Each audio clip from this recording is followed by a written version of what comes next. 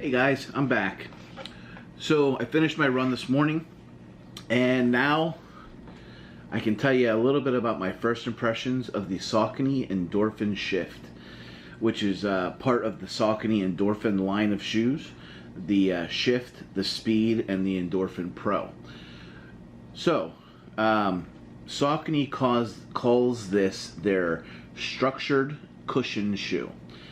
And I can tell you, which I'll talk about here in a minute, I would totally agree with that, because this shoe, when looking at it, right, you have 38 millimeters of stack height in the heel, 34 millimeters of stack height in the forefoot, which gives you a 4 millimeter heel to toe drop.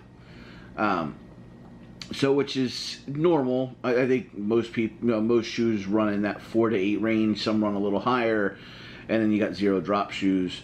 But most people, unless you are really in tune with your foot, you can't really tell a huge difference unless you're running in a zero drop shoe or a really high drop, like a 12 millimeter drop shoe. The shoe comes in at a size 9 at 10.4 ounces.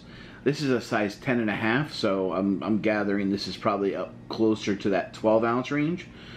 But it doesn't feel super heavy on the foot. So, you know, from that standpoint, for a trainer type shoe, you're not racing in it. I have no issues with the weight. But I will tell you that this power run foam that they're using is it's pretty firm, especially just walking on it. Now, as you start running, and I shared my run on my Facebook page, but you know, I was doing the intervals, you know, walking, running. So I was doing 30 seconds run, 1 minute walk, 30 seconds run, 1 minute walk, and then I actually went up to 45-second run with a 1 minute walk. For I think I ended up doing like 14 or 15 intervals today. But as you run, this shoe feels way better. Just walking, it feels hard as a rock. I was actually really surprised. But once you get moving, I guess the inertia, you get that foam breaking down a little bit, you know, wearing in a little bit, and it feels much different. In the upper of the shoe is really comfortable. Toe box is pretty wide. I normally wear a wide shoe. I didn't need to get a wide in this shoe because you have enough room in the forefoot. Lacing's fine. Underneath, you have a lot of exposed power foam or power run foam. But you got some you got some traction, a little bit on the heel, a little bit in the forefoot, really good enough.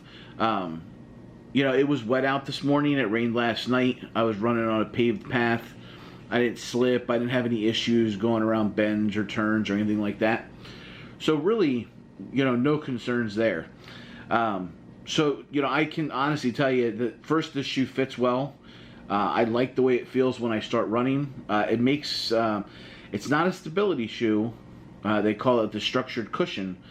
But my ankle feels supported enough that it's not doing any side-to-side nonsense, you know, kind of giving in on one side or the other because it's so soft, like the Asics Nova Blast, which is a lovely shoe, but it's super soft. So if you're running on uneven terrain, you feel everything, you know, the ups and downs of your foot.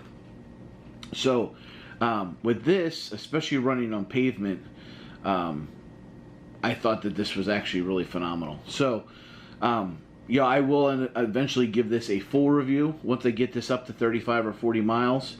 Like I said, today we did 3.11 miles, and it felt really good.